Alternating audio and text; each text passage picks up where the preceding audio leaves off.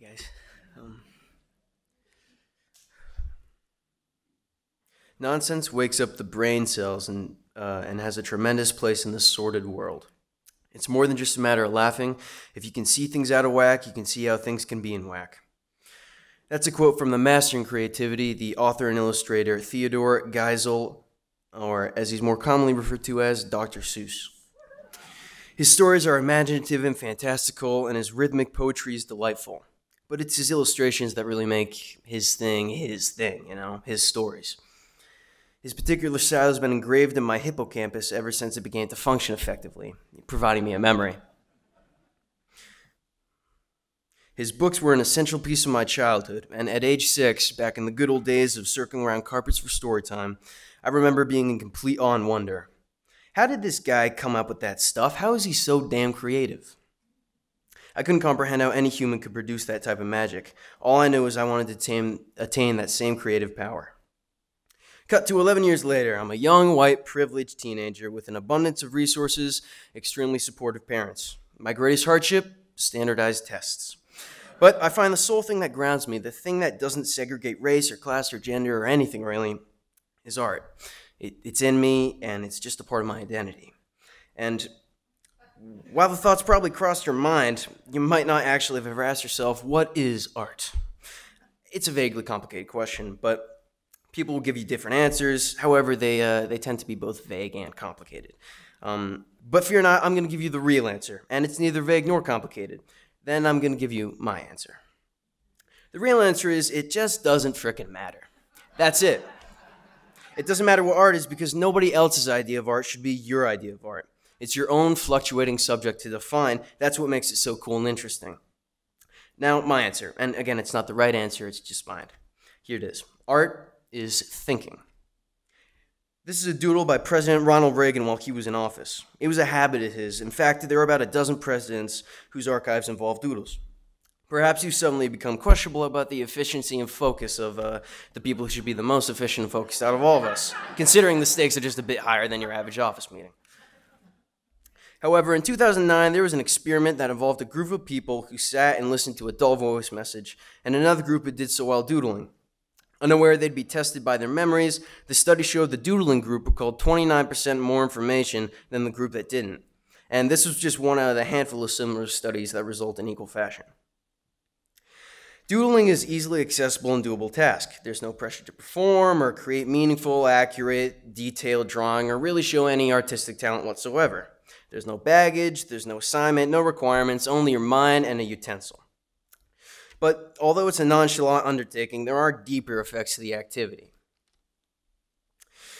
At the beginning of my junior year, my history teacher showed my class 3 strategies for the process of note-taking.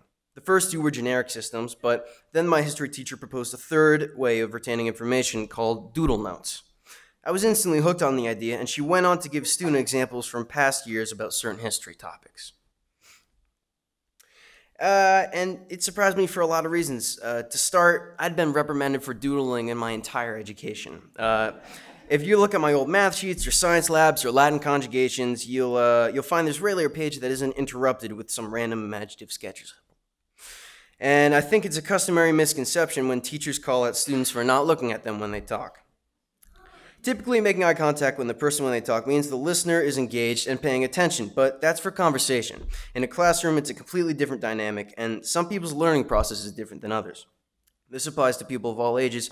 For instance, this is a sketch my grandpa did back when he was in the Army, where focusing is essential for one's survival.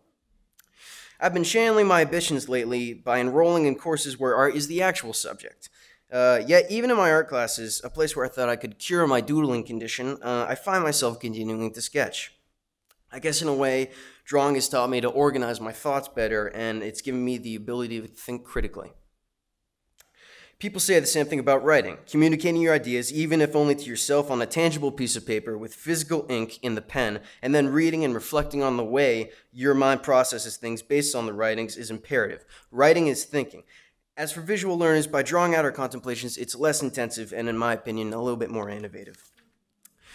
It can be unadulterated, rude, trippy, simplistic. There can be meaning or not. It can be anything and anything. The only limit's your imagination.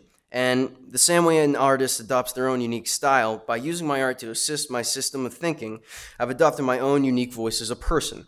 I could rely on myself to look at a problem, analyze it, and make a decision thanks to doodling. Teacher and author Rachel Lynn has this to say about the science behind doodling. Two hemispheres of the brain lies between them, a bundle of neural fibers called the corpus callosum. The goal is to integrate the two hemispheres and encourage communication across it, because whenever you achieve this, learning's enhanced. When a student engages in artistic embellishments of their lesson, the two sides of the brain work together. Based on scientific studies, along with my own personal experience, I believe it's incredibly important to spread the awareness of the fact doodling's not a distraction. In fact, it's advantageous to the learning process. Not only is it scientifically proven to help neuroplasticity, it's also a form of meditation, catharsis, and just general stress relief. Basically, everybody should do it. It's great. Now, if I could meet my 6-year-old self today, the same one who was, drooling with inspiration at the unique mystery of Dr. Seuss's creativity, I'd have an answer for him. The way he thought and the way he told stories was simple. It was hard, grueling, constant practice. Which brings to fruition another question: how do you practice creativity? And I know for certain that I want art to be a part of me for the rest of my life. I want to study it, surround myself in it. I want to share my stories with the world. And the only way to enhance my skill to a professional level is to practice and become better. The same way an athlete lifts weights and runs miles to perform on game day, I practice and work my muscles every day to improve my creativity. But just even for people who don't want a life in the arts, I strongly encourage them to just sit and draw. Just draw. I'm not trying to be preachy when I say this, but to make decisions, to look at a problem and figure it out, you've got to be creative. And for me, doodling's been the best way to achieve a greater sense of creativity. Thank you.